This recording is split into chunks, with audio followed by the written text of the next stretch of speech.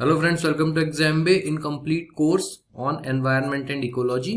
तो इसमें हम पूरा एनवायरनमेंट और इकोलॉजी कवर करेंगे और ये इसका लेक्चर 1 है। तो आइए स्टार्ट करते हैं। सबसे पहले what is ecology and environment, कि ये एक्चुअली में है क्या, सब्जेक्ट क्या है, व्हाट आर इट्स कंपोनेंट्स, क्या डेफिनेशंस है। तो उसका इंट्रोडक्शन हम कंप्लीट करेंगे सबसे पहले। दूसरा कि ये जो सब्जेक्ट है ये इतना इंपॉर्टेंट क्यों आजकल के टाइम में हो गया। पहले इसमें से इतने क्वेश्चंस नहीं आते थे, इतना नहीं पूछा जाता था, पर अब ये बहुत इंपॉर्टेंट हो गया हर एग्जाम में। What are the problems being faced by the environment, ये इसीलिए हुआ है क्योंकि हमारा जो एनवायरनमेंट है उसमें बहुत सारी प्रॉब्लम्स क्रिएट हो गई हैं, पोल्यूशन की और आपकी ग्रीन हाउस गैसेस की, ग्लोबल वार्मिंग की, जो आजकल हर जगह इन सब चीजों के बारे में बात होती है।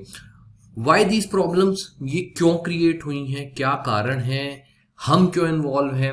एक्चुअली हमारी वजह से ही हुई हैं, ह्यूमंस की वजह से ही ये प्रॉब्लम्स बहुत ज्यादा एग्रीवेट हो गई हैं। और इनके सोल्यूशंस क्या है, अब इनका जो सोल्यूशन है वो भी हमारे ही पास है, ह्यूमंस के ही पास है। और हम इसमें काफी संस्थाएं, बहुत सी गवर्नमेंट्स, बहुत सारे लोग इन सब चीजों पे काम कर रहे हैं और प्रोग्रेस भी करी है। और फ्यूचर हमारा कैसा लगता है, तो ये सारे एस्पेक्ट्स हम इसमें पूरे कोर्स में हम डिस्कस करेंगे और सारा जो जितने भी एस्पेक्ट्स हैं कंप्लीट हम इसे कवर करेंगे। तो सबसे पहले इकोलॉजी क्या है, the scientific study of relationship between living organisms with each other and with their environment. ठीक है, साइंटिफिक स्टडी को हम इकोलॉजी कहते हैं। और एनवायरनमेंट है the sum total of all living biotic and non living abiotic component surrounding an organisms. The relationship is very complex and keeps on changing. बहुत ही डायनेमिक सी रिलेशनशिप होती है और काफी ज्यादा कॉम्प्लेक्स होती है।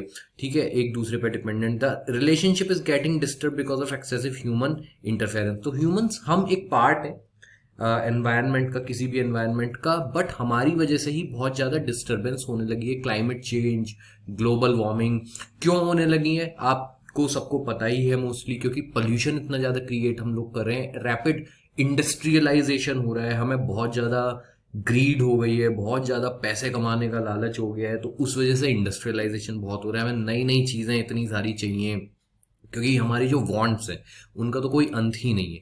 उसी वजह से पेड़ काटे जा रहे हैं, फॉरेस्ट काटे जा रहे हैं, जितनी रिवर्स हैं, ओशंस हैं, सब पल्यूट हो रहे हैं। तो उस वजह से क्या है कि जो जानवर हैं, जो एनिमल्स हैं, जो लिविंग ऑर्गेनिजम्स हैं और पेड़ पौधे हैं, उन्हें भी खतरा हो रहा है। अब उस वजह से भी बहुत सारे प्रॉब्लम्स क्रिएट होते हैं। जैसे कई बार आप सुनते हो कि गांव में एक तेंदुआ आ गया है, या बेसिकली एक लेपर्ड आ गया और उसने 2 लोगों को मार दिया, ये सब कर दिया। तो वो क्यों आ रहा है, उसे कोई शौक थोड़ी है। आप उसके एनवायरनमेंट का, आप उसके घर को डिस्ट्रॉय कर रहे हो। So these are the things, we are creating an imbalance because of our greed. Example, environment of a lion in a jungle. External environment क्या है भाई, ये एनवायरनमेंट के एग्जांपल ले रहे हैं। ट्रीज हो गए, प्लांट्स हो गए, अलग अलग तरीके की घास हो गई, अदर एनिमल्स हो गए, जैसे डियर हो गए, उसमें भालू हो गए, कोई भी एनिमल हो सकता है, इंसेक्ट्स हो सकते हैं, बर्ड्स हो सकते हैं, रेप्टाइल्स भी हो सकते हैं, स्नेक्स वगैरह। सॉइल हो गई, वहाँ की जो पानी हो गया, वहाँ पे एक टेम्परेचर होता होगा जो हर समय चेंज होता है, जिसकी वजह से डायनामिक्स चेंज होते हैं। सनलाइट की वजह से डायनामिक्स चेंज होते हैं, कभी बारिश होती है, कभी बहुत गर्मी होती है, ह्यूमिडिटी होती है, गैसेज इन नेचर, पत्थर होते हैं। तो ये सभी चीजें, आप इन सभी चीजों को ले लो, ये उसका एक्सटर्नल एनवायरनमेंट है। इसमें बायोटिक और एबायोटिक दोनों है, जैसे ट्रीज एंड प्लांट्स बायोटिक हो गए, एनिमल्स बायोटिक हो गए, soil, water, temperature, sunlight, rains, gases, ये सब एबायोटिक हो गए, ये सब बायोटिक हो गए जिनमें जान है। इंटरनल एनवायरनमेंट भी होगा भाई, एक शेर का, एक लायन का, बाघ का। फ्लैश कंटेनिंग मैनी न्यूट्रिएंट्स उसमें होते हैं, प्रोटीन्स, कार्बोहाइड्रेट्स, ये सब चीजें होती हैं, बहुत सारे मिनरल्स भी होते हैं, पानी होता है, बहुत सारे माइक्रो ऑर्गेनिजम्स भी होते हैं। तो ये उसका इंटरनल एनवायरनमेंट हो गया। इंटरनल एनवायरनमेंट ज्यादा स्टेबल होता है, ऐसा चेंज नहीं होगा। अगर इंटरनल एनवायरनमेंट ही अनस्टेबल हो गया तो भाई बहुत ही प्रॉब्लम हो जाएगी। बट अगर इंजरी हो गई या डेथ हो गई, उससे चेंज होता है, क्योंकि अगर इंजरी होती है तो एक्सटर्नल बहुत सारे माइक्रो ऑर्गेनिजम्स, बैक्टीरिया वगैरह का अटैक हो सकता है, तो उससे चेंज होता है। डेथ से तो चेंज हो ही जाता है। ठीक है, उसके बाद हमारी जो ऑर्गेनाइजेशन है इकोलॉजी में 6 मेजर लेवल्स होते हैं, ये आपको याद रखना है। 6 मेजर लेवल्स होते हैं, स्टार्टिंग फ्रॉम इंडिविजुअल, जो सबसे छोटा होता है, स्मॉलेस्ट। इंडिविजुअल कोई भी हो सकता है, जैसे मैं एक इंडिविजुअल हूँ, आप एक इंडिविजुअल हो, एक डॉग है, वो एक इंडिविजुअल है। फिर पॉपुलेशन, अब डॉग्स की एक पॉपुलेशन होगी। ठीक है, तो individual is the smallest level of organisation in ecology, जैसे animal, bird, bacteria, plant, human वगैरह, और हम इंडिपेंडेंटली काम कर सकते हैं। फिर population, group of individuals generally of same species, जैसे पॉपुलेशन ऑफ डॉग्स हो गई या पॉपुलेशन ऑफ लायंस हो गई, सेम स्पीशीज प्लांट्स वगैरह की। और जो पॉपुलेशन होगी ऑब्वियसली, अब जैसे डॉग्स हैं, उनकी जो खाने का जो पैटर्न है वो एक सी ही चीजें खाते हैं, अब वो चीजें तो लिमिटेड है, तो उनमें कंपटीशन होगा उन रिसोर्सेज को लेकर। फिर कम्युनिटी में क्या होगा कि डिफरेंट डिफरेंट स्पीशीज की पॉपुलेशन होंगी जो एक कम्युनिटी बनाएंगी।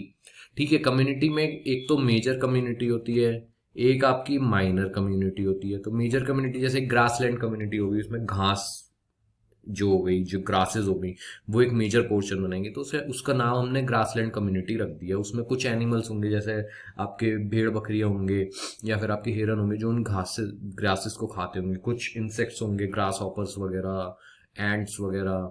उसके अलावा कुछ कार्निवोर्स भी होंगे जो उन एनिमल्स को खाते होंगे। तो इस तरीके से कम्युनिटी बन गई, पर एक छोटी चीज होगी, इंटरडिपेंडेंट होती है उसमें।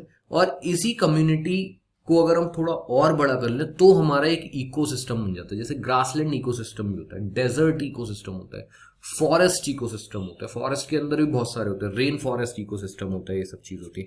Organisms exist and interact with their physical environment, single और multiple communities exist, biotic and abiotic components are a part of an ecosystem. ये इंपॉर्टेंट पॉइंट है कि बायोटिक और एबायोटिक दोनों ही पार्ट्स होते हैं एक इकोसिस्टम का। अगर हम फॉरेस्ट इकोसिस्टम बोलेंगे तो उसमें वहां की मिट्टी, वहां पे जो रिवर्स या स्ट्रीम्स बह रही हैं, वहां पे कोई लेक होगी वो भी उसका पार्ट होगी, ट्रीज और प्लांट्स भी पार्ट होंगे, डेड ऑर्गेनिक मैटर जैसे पत्तियां वत्तियां गिर जाती हैं उस पर ऑर्गेनिजम्स होते हैं, ये सब सब कुछ पार्ट होगा।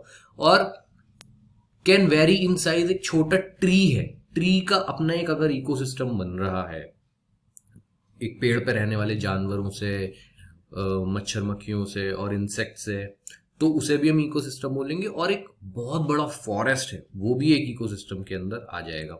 ठीक है, उसके बाद डेजर्ट इकोसिस्टम, जिसमें कि एनिमल्स उसके पार्ट हैं, बर्ड्स और इंसेक्ट्स हो गए, ह्यूमंस, ये सब हो गए। तो एग्जांपल्स ऑफ इकोसिस्टम हो गए हमारे forest, deserts, marine water, river, ponds वगैरह। An ecosystem is made of biotic and abiotic. तो बायोटिक और एबायोटिक की हमने बात कर ही ली है। What is the significance of abiotic components, बहुत ही इंपॉर्टेंट होते हैं क्योंकि इन्हीं के ऊपर बायोटिक कंपोनेंट्स जो होते हैं वो डिपेंड करते हैं। In a cold desert ecosystem conditions are not favourable for many organisms. ठीक है, लो टेम्परेचर होता है, बहुत ही कम पानी होता है, बहुत ही कम ह्यूमिडिटी होती है, rocks, no vegetation means less biotic diversity. तो ये सब एबायोटिक कंपोनेंट्स हैं जिन पे बायोटिक चीजें डिपेंड करती हैं, तो बहुत ही कम बायोटिक डाइवर्सिटी होती है। आपको ज्यादा से ज्यादा पोलर बेयर्स मिल जाएंगे वहां पे थोड़े बहुत, ठीक है, ग्रिजली बेयर्स, पोलर बेयर्स, और पेड़ों में लाइकन्स जो होते हैं छोटे मोटे वो मिल जाएंगे, छोटी बहुत कोई घास वगैरह मिल सकती है आपको, ठीक है, थोड़े बहुत इंसेक्ट्स वगैरह मिल सकते हैं। तो ये सब चीजें मिल जाएंगी, ज्यादा कुछ मिलेगा नहीं। बायोटिक कंपोनेंट्स में आपके होते हैं लिविंग ऑर्गेनिजम्स, ऑटोट्रॉफ्स, जो अपना खाना खुद बनाते हैं। ठीक है, किससे बनाएंगे, फोटोसिंथेसिस से। अपना खाना खुद कौन बनाते हैं, प्लांट्स और एनिमल्स, प्लांट्स और ट्रीज वगैरह जो होते हैं, they are producers and make their own food throughout so photosynthesis. तो प्लांट्स हो गए, ट्रीज हो गए, सम आलगे, कुछ आलगे होते हैं जो ब्लू ग्रीन आलगे होते हैं, वो जो फोटोसिंथेसिस से अपना खाना बना लेते हैं, सम बैक्टीरिया होते हैं। फिर हेटेरोट्रॉफ्स सबको पता ही है, हेटेरोट्रॉफ्स जो दूसरों पे डिपेंड करते हैं, उसमें सारे एनिमल्स आते हैं, हम भी उसी में आते हैं। मैक्रो कंज्यूमर्स जो बड़े होते हैं, ज्यादा जिन्हें खाना चाहिए होता है, जो कि बेसिकली हर्बीवोर्स, कार्निवोर्स और ओमनिवोर्स हो गए। हर्बीवोर्स में डियर और ये सब चीजें हो गए, बियर भी हो गए, बियर तो खैर ओमनिवोर्स में आते हैं।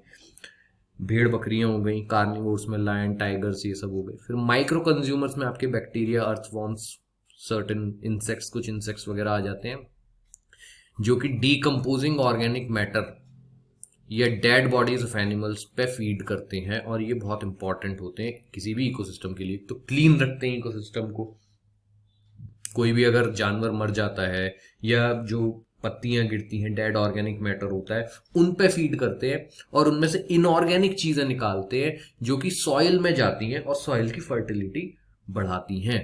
ठीक है, और एटमॉस्फेयर में भी इनका बहुत ही इंपॉर्टेंट रोल होता है। Dead organic matter is called detritus. Micro consumers ज्यादातर दिखते नहीं है, बैक्टीरिया, फंजाई और ये सब जो भी होते हैं हमें दिखते तो है नहीं। Micro consumers are also called saprophytes because they feed on dead matter. Saprophytes क्यों कहते हैं? Because they feed on dead matter. इसी तरीके से एक इकोसिस्टम अपने आप को बैलेंस करता है, इस प्रोसेस को कहते हैं होम्योस्टेसिस। प्रोसेस ऑफ बैलेंसिंग को कहते हैं होम्योस्टेसिस। अब हम आते हैं इकोटोन पे, ठीक है। इकोटोन क्या होता है? जैसे दो इकोसिस्टम है आपके, ठीक है, दो इकोसिस्टम हो गए, अब इनके बीच के छोटा सा एक एरिया होगा जिसे हम इकोटोन कहेंगे। जैसे सपोज करो कि ये तो आपका सारा फॉरेस्ट हो गया यहाँ पे, और ये हमारे हो गए ग्रासलैंड हो गया। तो फॉरेस्ट और ग्रासलैंड के बीच का एक छोटा सा एरिया होगा जहाँ पे अलग तरीके के आपको पेड़ मिलेंगे, थोड़े छोटे थोड़े बड़े, जो ट्रांजिशन का जोन होगा। अलग तरीके के यहाँ पे जानवर मिलेंगे, कुछ बर्ड्स वगैरह आपको मिलेंगे यहाँ पे।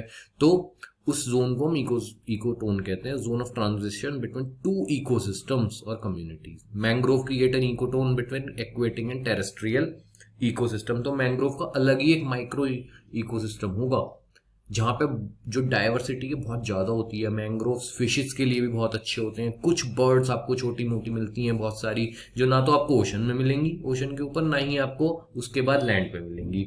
कुछ इंसेक्ट्स होते हैं, तो ऐसे ही बहुत सारी चीजें होती है। कुछ स्नेक्स होते हैं।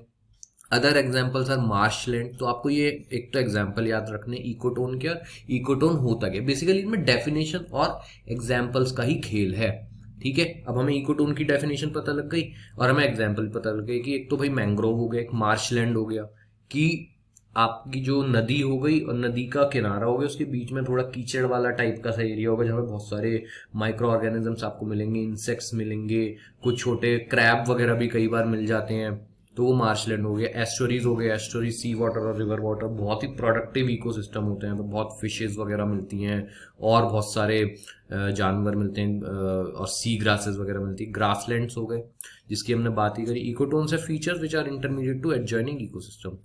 दे normally have high density of species, जो मैंने आपको अभी बताया था। This is called edge effect, ठीक है। एज इफेक्ट इसे कहते हैं, जो हाई डाइवर्सिटी मिलती है यहाँ पे। और कुछ जो स्पीशीज होती है जो सिर्फ यहीं मिलती है, मोस्टली बर्ड्स वगैरह हो गए, कुछ इंसेक्ट वगैरह हो, तो उन्हें हम एज स्पीशीज कहते हैं, जो एज पे ही मिलती है, ठीक है। निच, ये भी आपको याद रखनी है इसकी definition, refers to all conditions biological, physical, chemical needed by an species to survive and grow in a healthy manner. तो नीच क्या होती है? जैसे आप ये देखो, कोई भी सब्जियां आपको उगानी है तो उसके लिए आपको कुछ कंडीशंस चाहिए होंगी आपके खेत में। सपोज करो आपको टमाटर उगाने हैं, तो कोई कंडीशन चाहिए होगी, भाई इतनी सनलाइट चाहिए, इतना पानी इसे चाहिए, और सनलाइट इतने से इतने टाइम तक के लिए चाहिए, मॉइस्चर बिल्कुल नहीं चाहिए, ये चाहिए। और ये जो नीच होती है ना, इसका नाम नीच इसीलिए पड़ा है क्योंकि हर स्पीशीज के लिए ये अलग होती है, यूनिक होती है। मेरे लिए अलग है, ठीक है, एक डॉग है उसके लिए अलग है, परफेक्ट जो ग्रोइंग एनवायरनमेंट होता है, इसीलिए इसे नीच कहते हैं, आपको याद रखने। फिर हमारे आते हैं बायोम्स, ठीक है। बायोम्स आते हैं huge geographical region distinguished by climatic conditions, animal species, soil. तो कई तरीके के बायोम्स होते हैं जिनको हम अगली वीडियो में पढ़ेंगे। टुंड्रा, टाइगा, टेम्परेट, ठीक है। उसके बाद ट्रॉपिकल रेन फॉरेस्ट, ग्रासलैंड्स हमारे हो गए। फिर हमारा हो गया डेजर्ट हो गए। उसके बाद हमारे हो गए एक्वेटिक इकोसिस्टम्स में कई तरीके के हो गए, और हमारा बायोस्फीयर हो गया। तो बायोस्फीयर तो part of earth where life exist, जहाँ पे लाइफ एग्जिस्ट करती है। Interaction of atmosphere, hydrosphere and lithosphere. तो बस आपको ये याद रखना है, इंटरेक्शन ऑफ एटमॉस्फेयर, हाइड्रोस्फीयर और लिथोस्फीयर। तो ये जहाँ पे हम लोग रह रहे हैं, दिस इज कॉल्ड बायोस्फीयर, जहाँ पे लाइफ एग्जिस्ट करती है, ठीक है। तो लेक्चर 2 के लिए हम जल्दी आएंगे। Thank you, bye.